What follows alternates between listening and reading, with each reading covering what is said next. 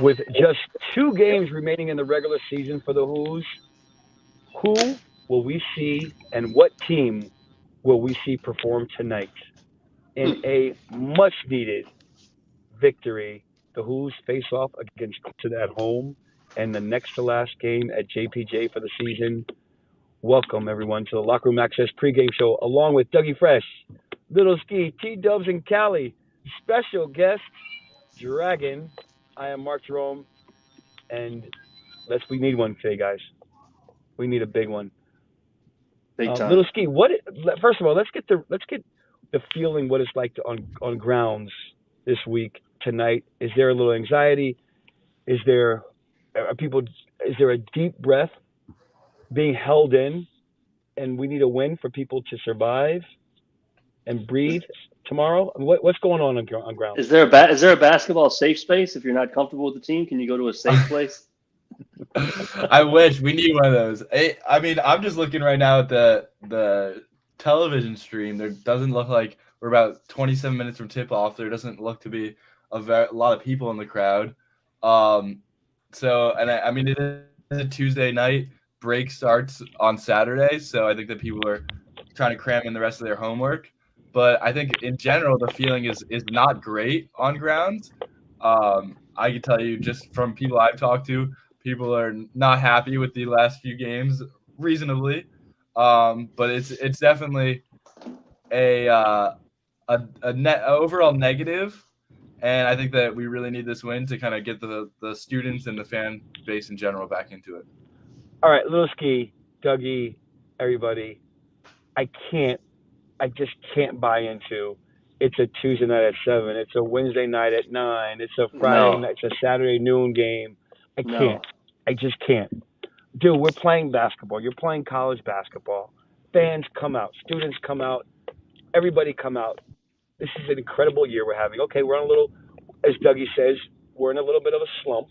We're in a slump. Extended slump, right? Like, that's no reason not to 2-game support slump. your team. I'm going to lose. More than that. Way more than 2-game slump. And I'm not talking about just losses because we've had some L's, but we've also played not great basketball against Louisville, not great basketball against Notre Dame, not decent basketball against Duke, right? But missed a lot of shots late and shot horribly from the free throw line. I just can't buy into. I was spoiled, right? I was spoiled for 3 years watching this team perform, and even the year before. So 4 years, or maybe 5, watching no matter what this place be sold out. Even in 2016, 2017, when we lost Austin Nichols, there was still high expectations, and there was still an amazing crowd that came out and supported every single. So at least another question, right? And I know Dragon's excited to come on, and we're excited to have him on to talk about X and O's. But at least another question for me and for you guys: what type of student do we have on grounds now? Is it different, and how much did COVID affect this? Right, and what are the expectations? Because we won for so long, and then 2 years ago we started a little bit of a dip. So maybe expectations have changed. Maybe people in general aren't expecting the students on ground as well as some of the general population who's been coming to games for. I'd love to get your take, T-Dubs. I mean, the entire student body was not there for the national championship, right? Like they've all gone, and this is all COVID now, post COVID, I should say. So yeah, I'm sure it's different. Like now, the world is different today, and how you look at college sports is different. So with transfer and NIL, it seems like we won the last real college basketball championship. That's my feeling. Maybe we're all biased here, but like that feels like we won it. Like we won the last one. Whatever happens after that is whatever. Right. until we win it again, then we win it again, and that one, of course, is the real one too. But still, I think everything has changed. I mean, you can't just say it's college athletics like NBA. Like everybody's work environment has changed. Like things are different now. I think fandom now is different. Like own up to it. We all need to adjust, and whether I don't know. I also thought the championship changed a lot of fandom around Charlottesville were just talking about how, a lot of fans, I think, expended a lot of dollars and commitment to go to that 2019 championship. And right now it's harder to say I'm going to drive 2 hours to go watch a regular season Clemson game on a weekday. And like, what is I already saw us win a national title. I blew, $15,000 on a week trip to Minneapolis. So I can't do it. I can't keep doing this. I don't know. Like I'm making excuses for people, but I get it. Like it's a tough pill to swallow to continue to, come out, but they should be doing it. I would love it. If I had a 2-hour drive, I would do it, but an 8-hour trip is a little different. So we've got Little Ski's opinion, who's on grounds as a student.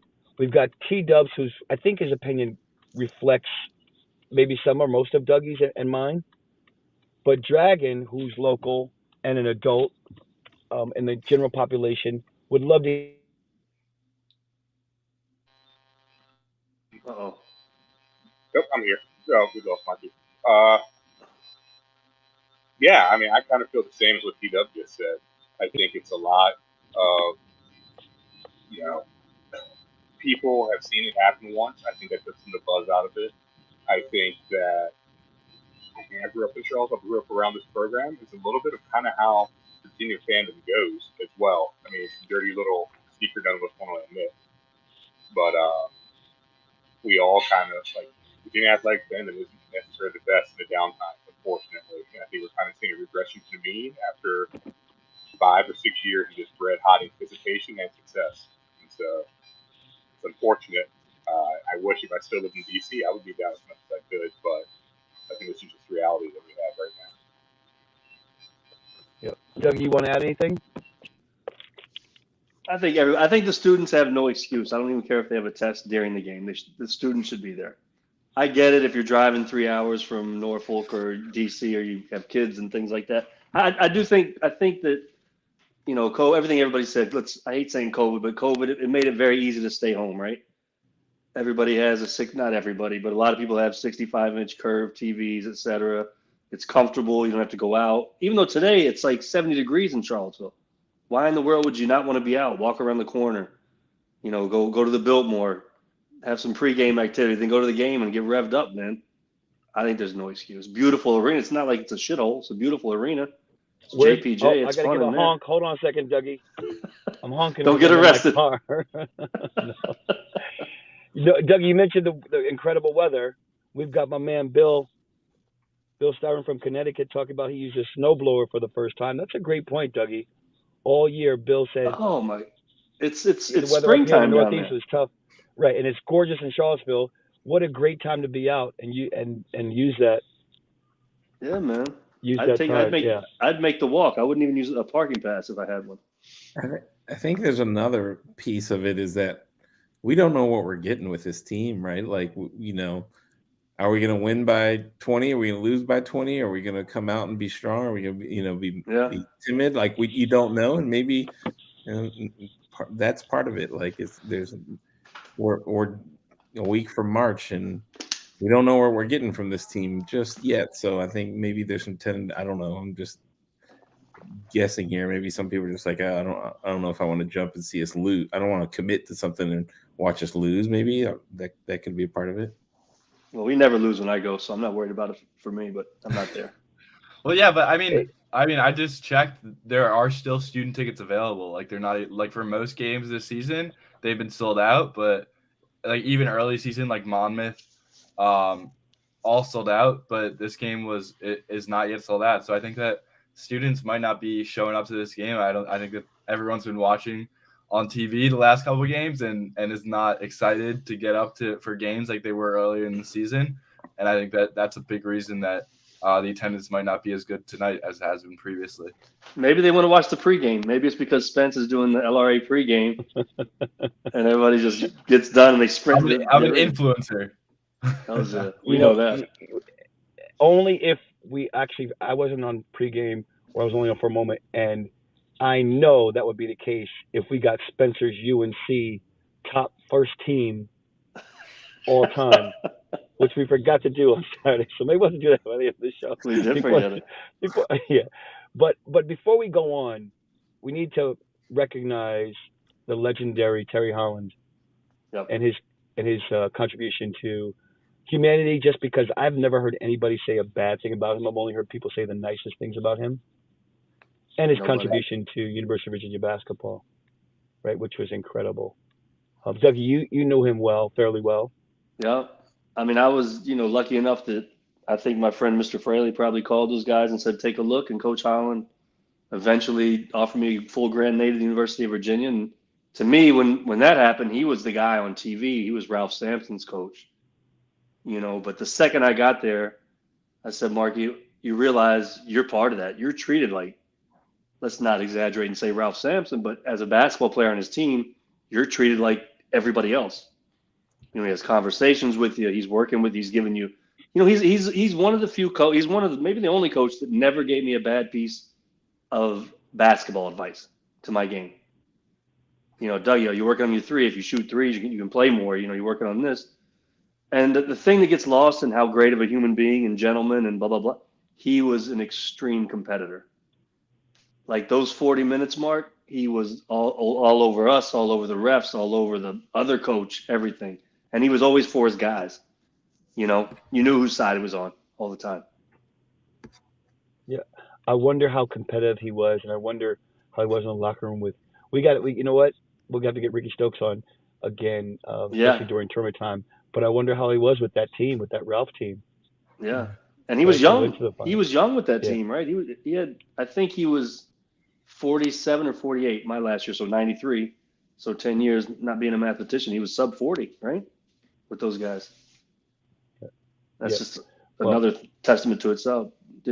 Yeah. And the best thing about Coach Holland, just for some levity, is he made sure that we would take special trips so the per diem would be a little better. He took us to France my first year. There's a lot of education in that, right? But the per diem, when you're international, this might not even be a rule, but it was fivefold the per diem on an away game. So he looked out, man. Wow. He really looked out. Yeah, they played in Japan too with Ralph. So think about that. What coaches do that? What coach now would say, let's go to Japan and we're going to stop back in Hawaii on the way back after playing Georgetown in DC, after playing Patrick Ewing? I mean, they're scared of it. He's an educator too, man. Awesome. Yeah, he was always like larger than life. I mean, as a kid growing up, like you saw Ralph, but he was like a steady state. And then they always did the commercials where he looked like the CEO of Food Lion. So they'd always do these Food Lion and Terry Holland video. It was great. Like, I don't know if people remember that. It's oddly something I remember very fondly about him. There's one little thing Heidi Burge reminded me of today. Every now and again, he would get dressed up in his gorilla suit. And, don't forget, Coach Holland was 6'7".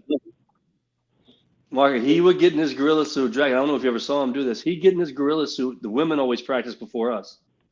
And Debbie Ryan would call him all over. She was in on the gag probably.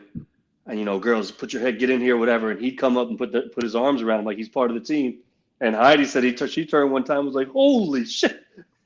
And Coach Holland running around like the proverbial buffoon, which is hilarious. He was a prankster, man. And T-Dubs and Dragon, you guys grew up in the area. I don't know if you guys have anything to add. Yeah, I mean, I grew up there. My mom was the dean at UVA, worked with Coach Holland real closely. And I remember going to, he was 80 at that point, and I remember going to like functions and he was there and seeing all of it, probably 9, 10, 11 years old at that time. And when his size was just so big, but he does remind me of those Food Lion commercials. I totally forgot about those. I remember those. But yeah, he was just this larger, bigger than life. He was always a gentleman. I always remember him talking to me as a kid, just being real super chill. He was one of the few people I remember in the athletic department that my mom always had something good to say about him, which wasn't necessarily always the case when you were on the academic side of things. And but yeah, he was definitely a gentleman. And totally. And T-Dubs, he had to play a major role in your life because you talk about how your parents, if UVA didn't win, the punishment that your parents would levy on you. Yeah, for sure. Like he was a huge staple in our household. I mean, we had the posters. We'd always have the team poster up, and his name was plastered all over our house and bedroom as kids. Like he he was larger than life, or like literally, like there weren't many consistent figures back then, especially in college sports. It was Dean Smith at UNC, and it was really Terry Holland here in Charlottesville that was really a steady force, because the obviously the players come and go, but and him being so prominent was really cool. We're lucky. It's kind of funny. Like he after that, Jeff Jones, and then we had obviously the stint with Dylan and Leto, and then TB. So there hasn't been that many coaches over the course of time, and he definitely was the steadiest, up until TB. Yep. Yep. Well, before we get to talking back about UVA and Clemson, we need to probably also address. So anyway, congrats to Terry Holland. He'll be missed, and he had a great career at UVA. It set the record for wins until TB just recently broke it. So all the best, and we wish his family, him and his and friends, and all the best, and thank him for his contribution. Before we get back to the game, talking about Clemson and UVA, there's I guess an incident that happened. Spence, you were on grounds, so we want to, and I don't know if how far away you are, Dragon, but if you guys, and I just heard about it this morning. I don't know a lot about it, but I just hope that everybody's safe. And apparently there was a report of a shooting nearby. Is that accurate, Spence? Yeah, it looks like there was from what I saw, it was off grounds. It was like not a target incident or anything. There was, I think the police had found a guy who had a warrant, and they started like trying to go through the process of bringing him in, and then he ran and had a gun, and there's a bit of a stand down at the Red Roof Inn right by Aberdeen Barn, and it ended up with the police killing the suspect. So that shut down, I think it was 250 in hydraulic for a good amount of the early afternoon. So I think that was definitely another scary thing happening. There have been a lot of shooting incidents in Charlottesville area over this year and last year. So it's definitely a scary time. Yeah, it is a scary time, and it's happening all over the country, unfortunately. And I anticipate it, unfortunately, the numbers of these cases growing and rising, and already it's out of control. But so we're wishing everybody, I guess, safety. And unfortunately, we saw what happened on Michigan State. I don't know if any of you guys read the story by Dana O'Neill in The Athletic, talking about her kid being at Michigan State and the scare that she went through, and I'm sure some of the other people went through, and just across the country when this happens, it's so scary. So we're wishing everybody safety, and everybody getting any type of therapy and help they can receive. People who are struggling emotionally and mentally. Yeah, don't keep it in. Yeah, and hopefully there's more resources for them too. Yep. All right. Well, getting back to the game tonight, and we hope that the players aren't feeling the effect of that after what happened earlier in Charlottesville this year. Right? They're not thinking about too much about their friends who were killed, shot and killed in the football team. But we hope that people are okay in the immediate area. And getting back to the game, Dragon, thanks again for joining us. We know you have some contributions you want to make of your own tonight. Talking about, I guess are you talking about the recent few games that we've had? Yeah, I mean, just kind of the recent stretch and just what's coming up tonight. I mean, there's been all this speculation on the board of, we've been talking stats and plus minus and usage and all that. Should we play Caden? Should we bench Caden? Should we DVP? What's he doing? Why is he shooting for?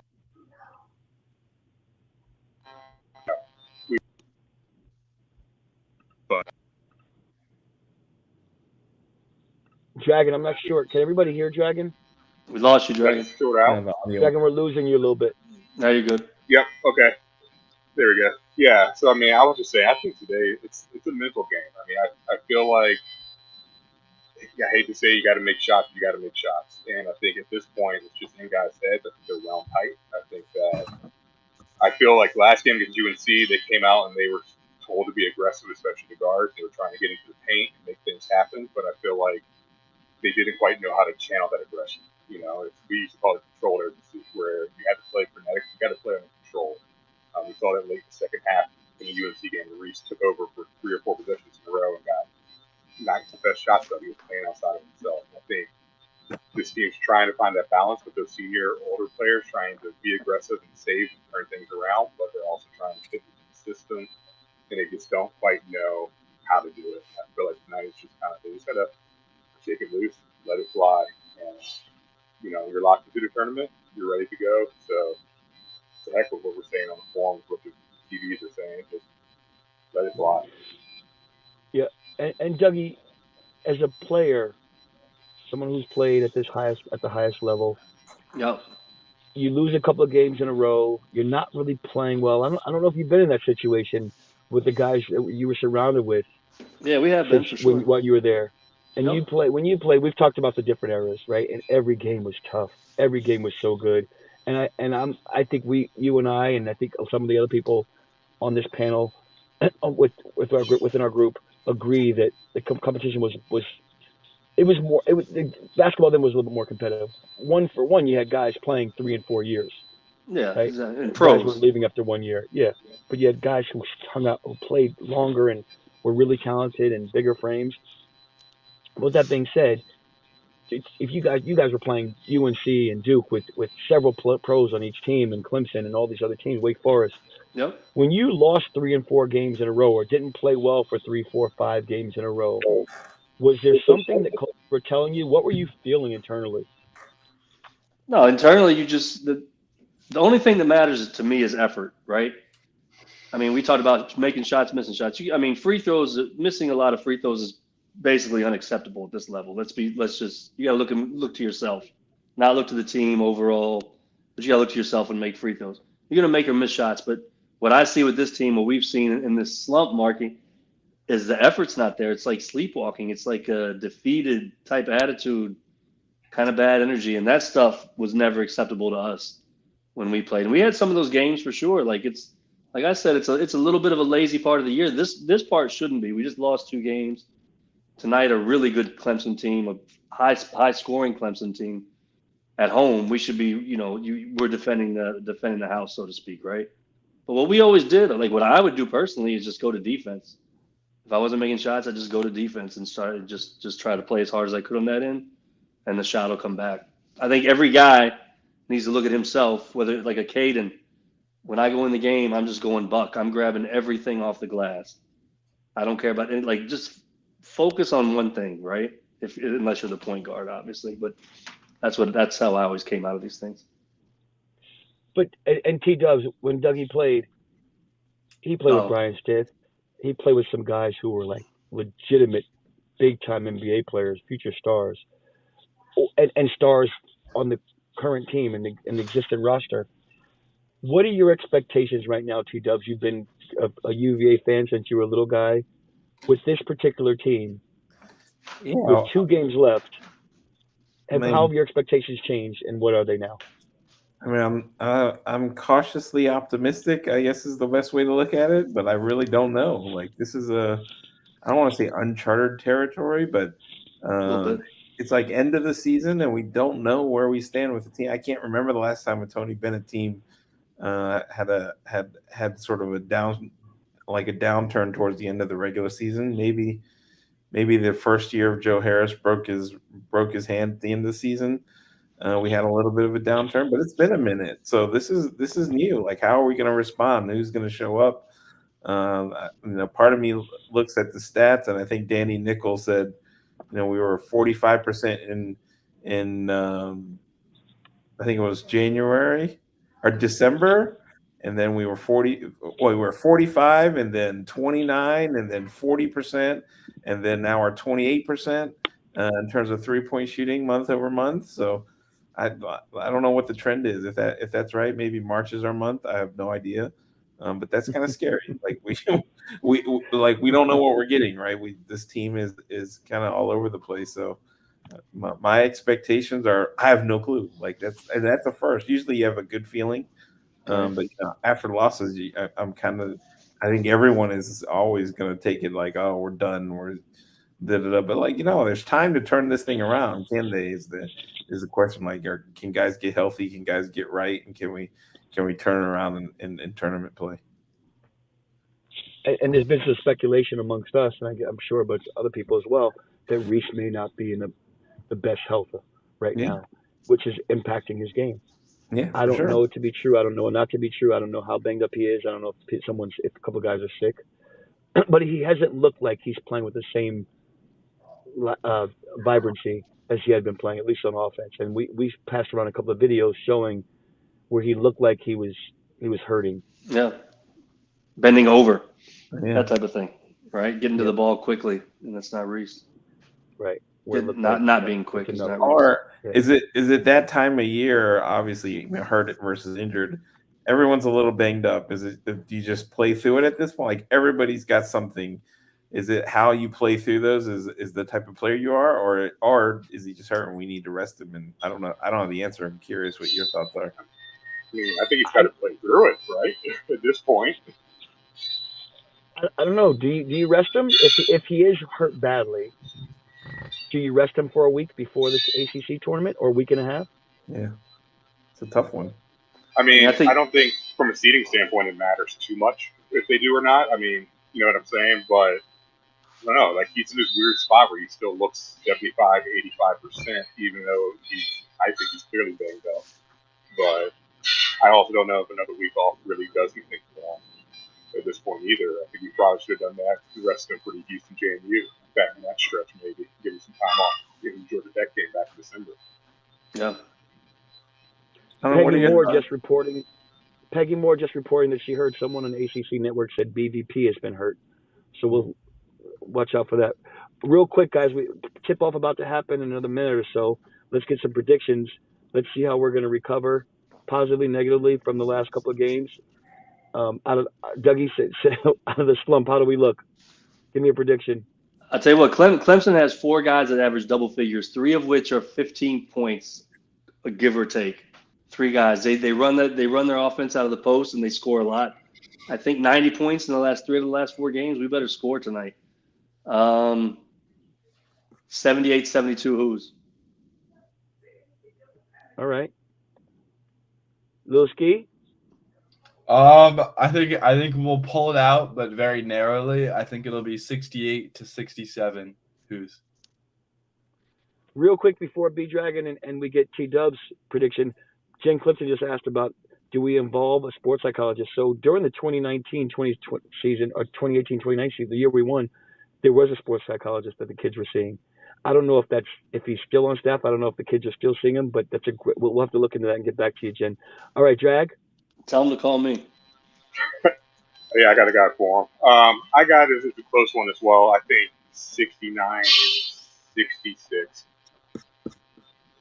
All right, T Dubs, ready to tip off? I'm gonna go Hoos 70-60. Let's get back on the winning track.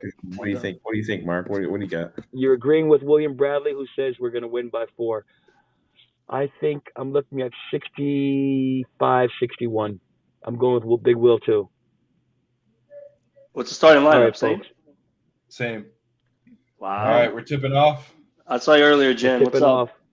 Jen Clifton. Thanks so much, everyone, for joining us. We will see you at the half. Go Hoos.